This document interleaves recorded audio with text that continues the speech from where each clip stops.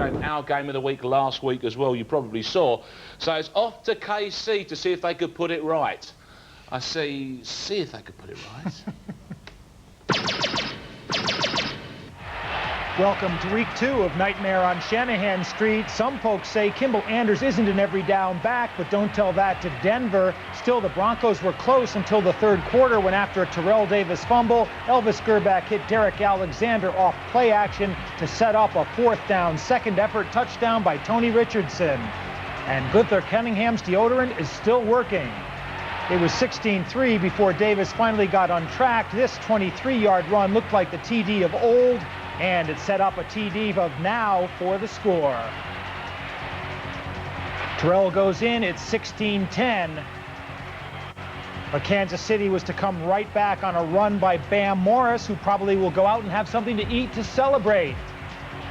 The key play, a Dale Carter penalty that nullified an 18-yard sack of Gerbach, and Anders injured his Achilles. He may be doubtful for next week. So another whoops there. We'll get onto the quarterback situation in a moment's time, but Dale Carter, that's a good starting point. You know, went from Kansas City to Denver, and his penalty, which nullified that sack of Gerbach, was the turning point of the game, because Terrell Davis had come back after the fumble, fired up. They were playing well, and it was a pretty questionable call. Illegal use of the hands more than 5 yards off the line, but that's where he was set up. I was really, you know, feeling sorry for Denver at that point. Robbed, yeah. So, crisis, what crisis at quarterback? Well, it's funny because after Kansas City scored that touchdown, that's when Mike Shanahan put Bubby Brister in, and Greasy hadn't played badly at that point. You know, they just scored a touchdown. It wasn't his fault that, you know, the defense gave up another one. But you can see what the problem is with Denver. Bubby Brister, since the shoulder operation, doesn't have the zip he had last year on the ball. Greasy doesn't have the zip either. It affects their passing game. And what teams are going, they know that they don't have the Elway to beat them deep or to throw those quick out passes and get them there. So everybody's just following Terrell Davis and saying, go ahead, beat us with the pass. There you go. Life after Elway. Can it happen? We're going to see as the season progresses, of course. OK, moving on to some more action, starting with a cricket score for the Redskins in Giant Stadium. After last week's foldo against Dallas, the Redskins again built up a 3-touchdown lead, this time against the Giants at the Meadowlands. Stephen Davis did all the scoring himself on 2 one-yard runs, and then this 19-yarder, and it was all in the first quarter. The Giants cut the lead to 21-7 before Kent Graham Dilfered this would-be screen into Sean Barber's hands. Barber went 70 yards, and it was 28-7 Washington. But even then, the Giants weren't dead. LaShawn Johnson came right back with an 11-yard touchdown run to make it 28-14, but the Skins got their 5th touchdown in the first half when Brad Johnson hit Steven Alexander with just 6 seconds to play. Johnson then hit this third-quarter strike to Michael Westbrook, which made the score 43-14, and Brad wasn't done. He hit Steven Alexander for a 2nd touchdown, and the Skins came out winners. 50-21 the final score, and Washington has run up 912 yards total offense in their first 2 games, although they are 1-1.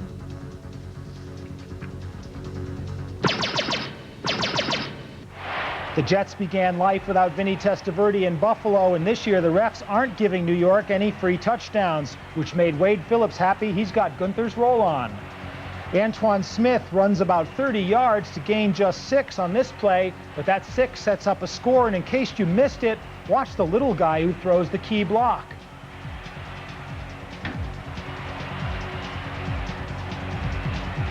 Antoine then took it in from 1 yard out, and that gave Buffalo a 7-0 lead. Flutie didn't have to throw the block on that one. It stayed 7-0 until the third quarter when Flutie did it himself, 24 yards on the naked bootleg, as the Bills hold Rick Meyer in check and win 17-3. But that 17 points has to have the Bills worried. They had over 200 yards rushing. They still only got 17.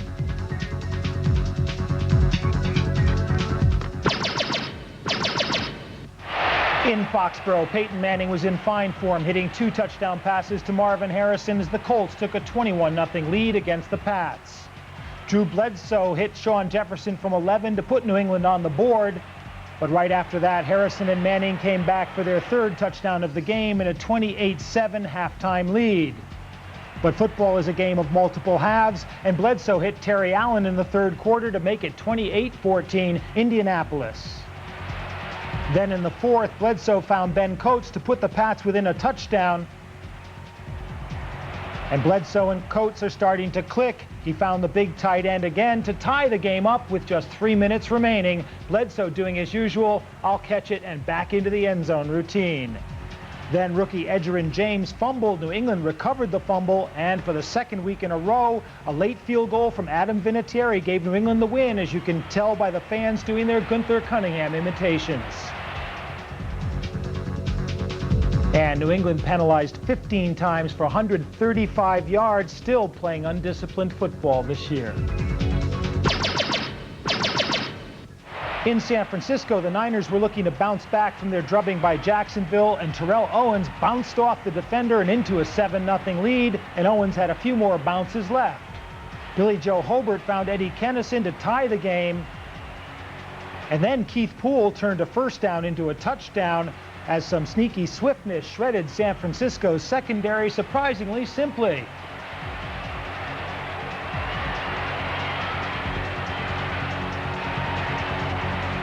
San Francisco's touchdown Tommy Vardell tied it with his first score for his new club.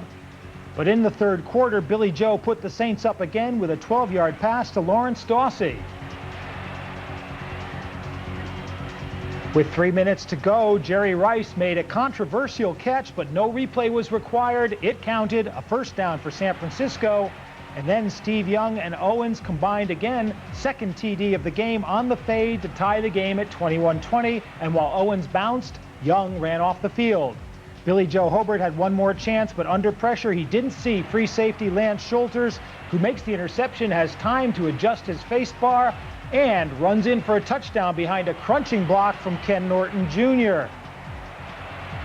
And Billy Joe may have thrown that ball off the Tallahatchie Bridge for all the good it did the Saints.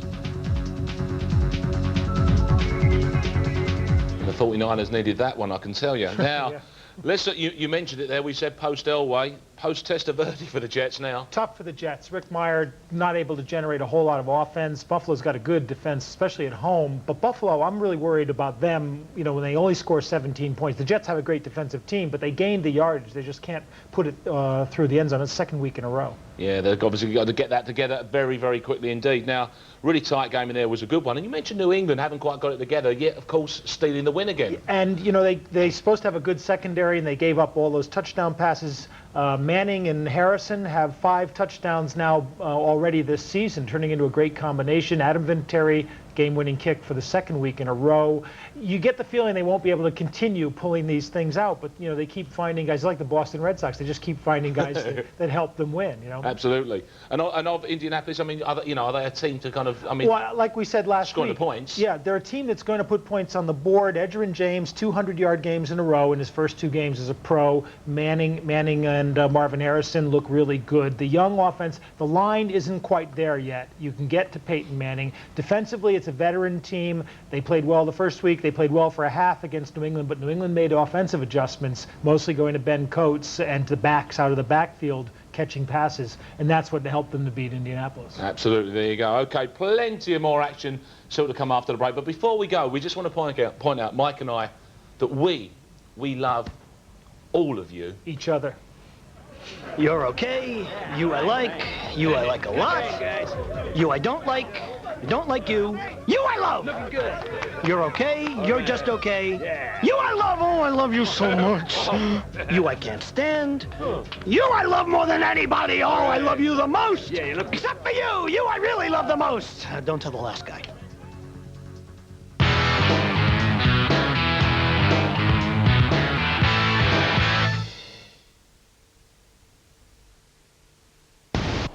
Get in touch with Singles. Call us now on 0906 800 8000.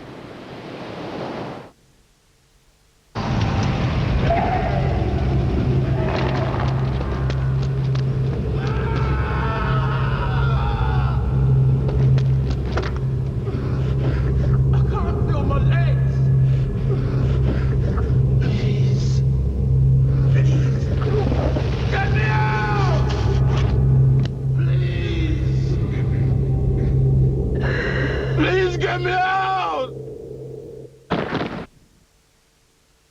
The new Hoover Vortex with state-of-the-art triple vortex cleaning system. No bags, no filter replacement, no problems. Want to flirt with the opposite sex? 09064 789 789, the Flirt Hotline.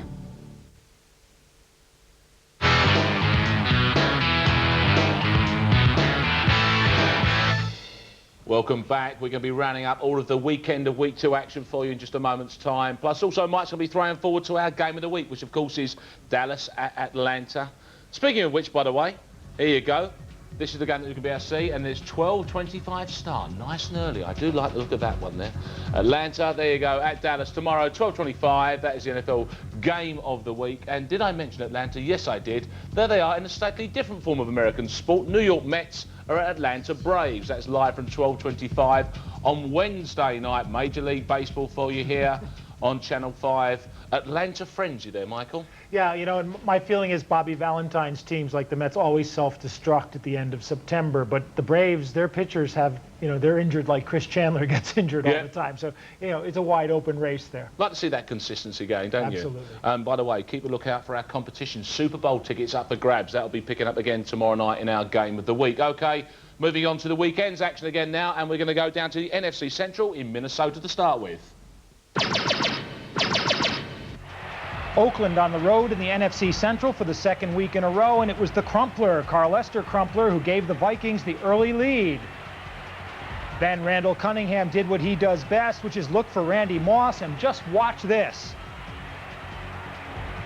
Randy Moss with one hand, that catch led only to a Gary Anderson field goal. Then former Viking Rich Gannon did what he does best, scrambling out of trouble and not making mistakes. After that run, Gannon hit James Jett for a 9-yard touchdown on a crossing pattern to give Oakland their first lead at 13-10 in the third quarter. Then Gannon took it in again. No false start on that play from 5 yards out to cap a 16-point quarter for the Raiders.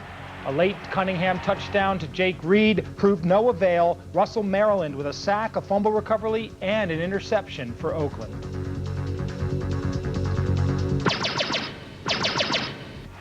Green Bay, meanwhile, was in their house of horrors, the Silverdome, which turned Charlie Batch into Brett Favre. Batch had 2 early touchdowns to Johnny Morton, and then this one to David Sloan. And this is the longest Sloan's run since Halloween when he was 10 years old.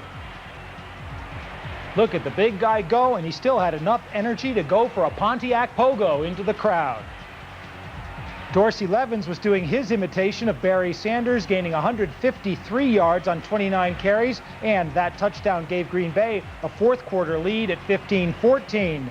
But Terry Fair returned the next kickoff 91 yards, picking up right where he left off last year. He also had a 36-yard punt return, and Fair's return set up Charlie Batch for the go-ahead touchdown on the quarterback keeper as Detroit won 23-15.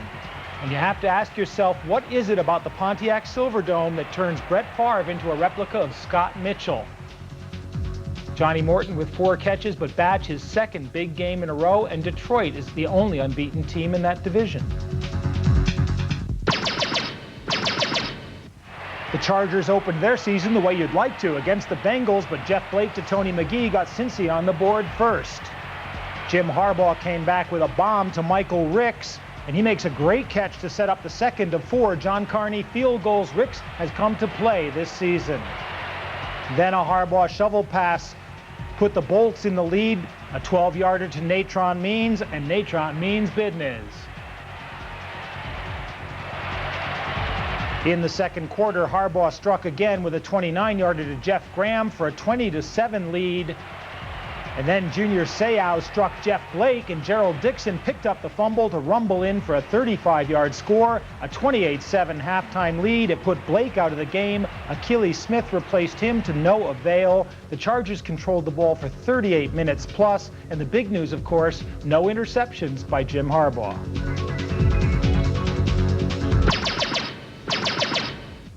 What a rush!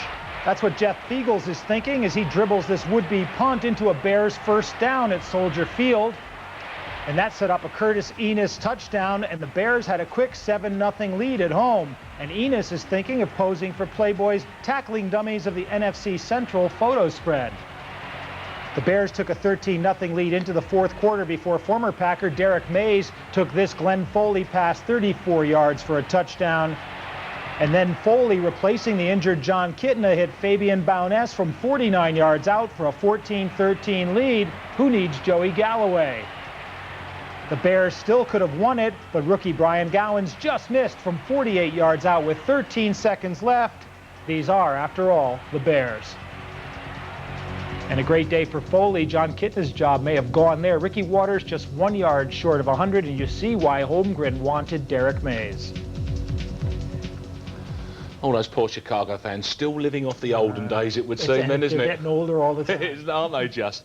San Diego, a surprisingly good start for you? Well, you know, they're a team, I sort of had them as my dark horse team in the AFC, partly because they play an easy schedule, especially in these first 4 weeks, so they could get off to a really good start, but partly also because Jim Harbaugh is the kind of quarterback who can get that offense going. He won't make all the mistakes that Ryan Leaf made last year, and they're a great defensive team. So, you know, last year they were still in most games, even though their offense was so pathetic. This year they might start to put things together. That's right. Autumn leaves. He was, as much was expected, nothing was delivered in the end, was it? Absolutely. Now, just explain this Joey Galloway story a bit, because, I mean, basically he's just said, no, well, I'm not playing. Yeah, Mike Holmgren came over to Seattle, and Joey Galloway said, you got to pay me what you pay Antonio Freeman, only give me more up front. And Holmgren said, no, I won't do that, and I won't trade you to anybody else. And basically, Seattle needs Joey Galloway because he gives them that deep threat that they don't have. Derek Mays could be a really great receiver, but he isn't the deep threat. And now they've moved Glenn Foley in at quarterback, who may stick for a few weeks over John Kitna. And he said he's more than happy to sit out the season, isn't he? So. Well, and from Galloway's point of view, I don't see why, because, you know, he was becoming one of the, if not the best receiver in the AFC, and to have him, you know, sit out now, it can't help him at all. It's no good for his career, is it? Okay, moving on, more action now. The Dolphins followed Floyd into Florida, and Miami took on Arizona. Coming off a big Monday night win in Denver, the Dolphins looked sluggish against Arizona, and a mistake-filled first half stood at 6-6 before Arizona's Rob Fredrickson, the former Lion, took this Dan Marino pass 34 yards for a touchdown. And watch the way Fredrickson outruns a hard-chasing Marino before Marino can catch him. But just before the 2-minute warning, Marino hit O.J. McDuffie to keep a drive alive. McDuffie had the Cardinals' head spinning. And now watch Marino's vision as he anticipates perfectly Troy Drayton and ties the game up at 13. A third-quarter battle of field goals ended with Olindo Mare one up over Chris Jackie, and the Dolphins squeaked a win 19-16. Mare had 4 out of 5, including a 51-yarder. The big story here, though, 4 interceptions of Jake Plummer.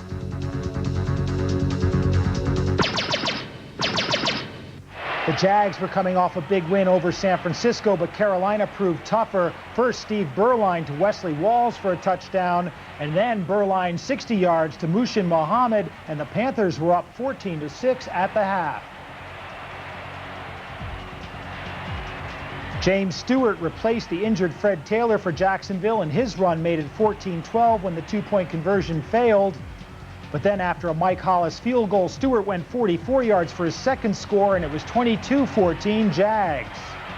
But Berline hit Wesley Walls again to bring the Panthers within 2, but then the 2-point conversion failed as linebacker Kevin Hardy got in the way and broke up the pass from Berline to Walls. Jacksonville escaped with the win, 22-20, and a great day for James Stewart in relief of Fred Taylor.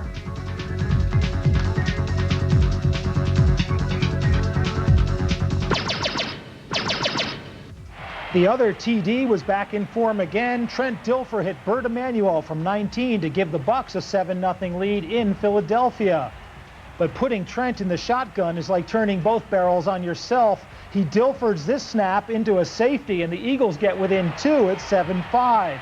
But rookie Martin Gramatica hit 2 field goals, including one from 51, before Dilfer hit Mike Allstott for the clinching score. And the Bucs defense still hasn't allowed a touchdown all season. You can't say as much for their offense, which has allowed 2 touchdowns and a safety by the other teams.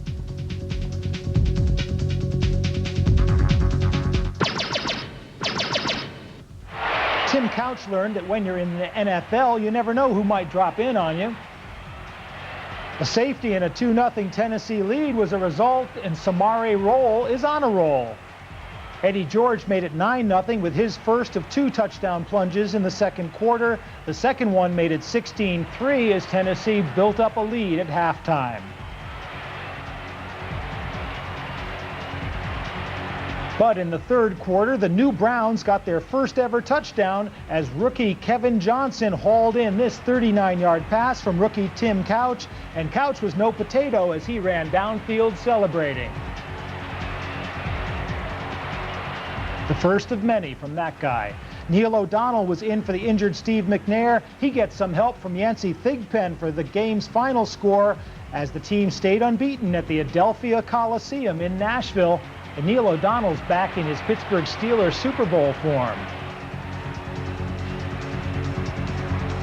Great catch by Yancey Thigpen. The O'Donnell to Thigpen Steelers combination working its magic again. Eddie George just 3 yards short of 100.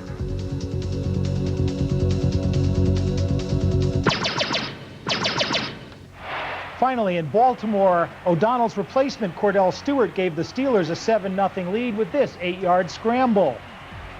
But the artist formerly known as the Browns struck back on Eric Rett's running. He had 101 yards on the day and tied the score with a 2-yard run.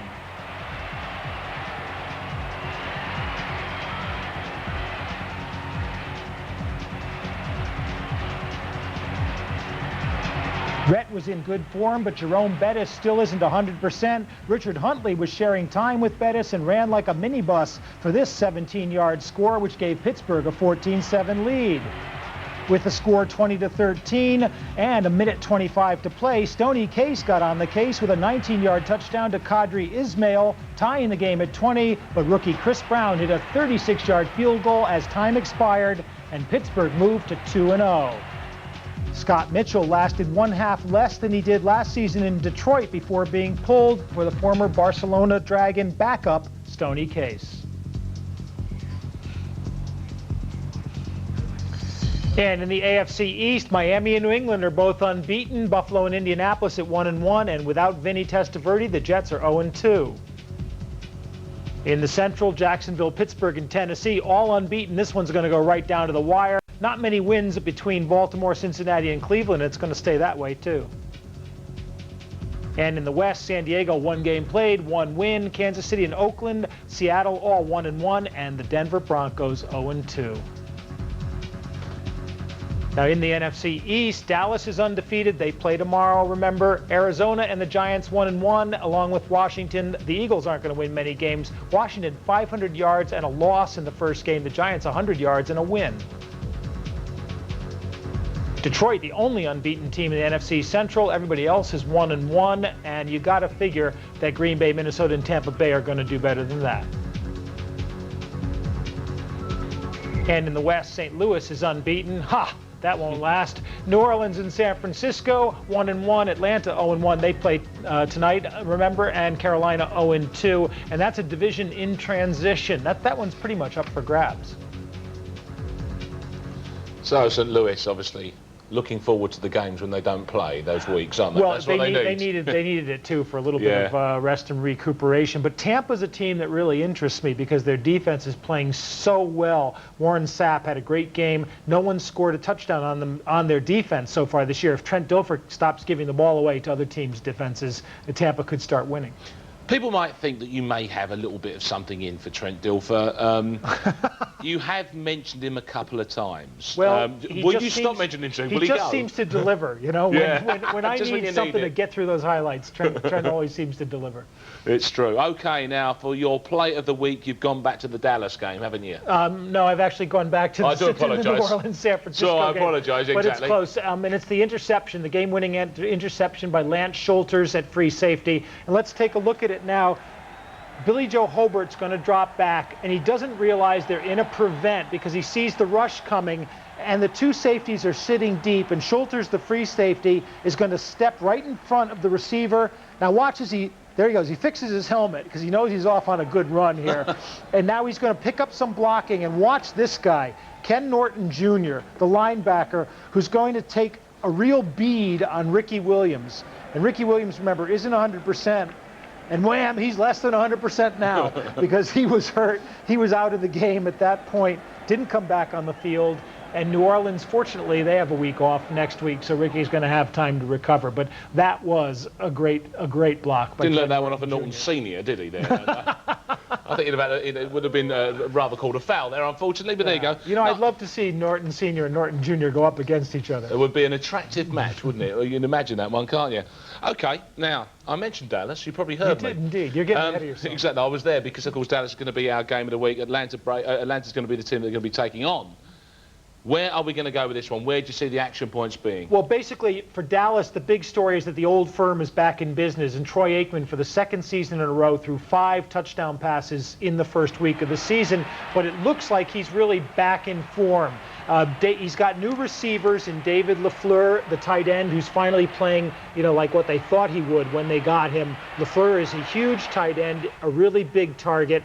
And Michael Irvin's been playing really well, too. And one of the reasons for Irvin's improved play is they knew they had to get out and find a receiver to take some of the pressure off him, someone who'd provide him with a deep threat. And so they went out and they got Rocket Ismail. And Rocket Ismail does exactly that. He takes that pressure off Michael Irvin. He caught 8 passes in the first week, 7 of them short passes, which has always been the question mark about him. But one was the bomb that won the game in overtime against Washington. And everybody was coming up. They bought the run fake, and Aikman had loads of time, and Ismail had nobody near him. And nobody's ever going to catch this guy because he's incredibly fast. And that's really the story for Dallas, is the old firm's in business, but Ismail makes that old firm much more effective. Now, obviously, Dallas are a team that's kind of promised, and they've had their moments in the past and stuff. Like, we all know about their history, but there's a kind of there is a little bit of a soft bubbling under that they may do very well again this year. Well, you know, Chan Galli's got them focused a whole lot better, and you know, there isn't the wildness that Barry Schweitzer, when he was in charge, gave. And of course, with Dan Reeves, former Dallas star, Dallas coach, coming back to Dallas, it makes it a nice little grudge match for Atlanta. And Atlanta's story is much the same as Dallas's, because they needed somebody to provide a deep threat, and they went out and got a real deep threat, a real big-time receiver in Tony Martin. And Tony Martin, to me, makes all the difference for the Falcons. They lost Tony Martin. I'm getting confused now. But Tony Martin has gone to Miami, where he makes all the difference for Miami. And Tony Martin's loss is a major blow to the Falcons. And the other major blow is that Chris Chandler got hurt in the first week of the season. He probably won't play. The Falcons, when Chandler starts and finishes, are 22-5 since he joined the team. When he doesn't, they're 1-8. And yeah, Chandler's like their Testaverde in that sense, isn't he? I mean, you know, it's going to be crucial. What's the story on that? Is it a temporary injury? It's a temporary injury, but it looks like Tony Graziani's going to get the start. Now, the good news for him is that Deion Sanders and Kevin Smith were both missing against Washington, and Kevin won't be back. Deion might be back, and Deion, you know, not only if he's in, it makes throwing to your receivers a lot harder, but there's so many ways he can win games, you know, as we saw last year on Monday Night Football.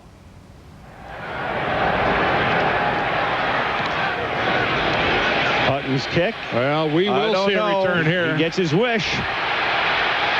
He comes through 3 guys. Kick the ball down the middle of the field. It's Monday Night Football, and it's Deion Sanders. What else is new?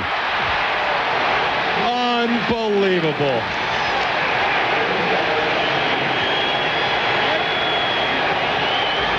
This is the most extraordinary return man I have ever seen.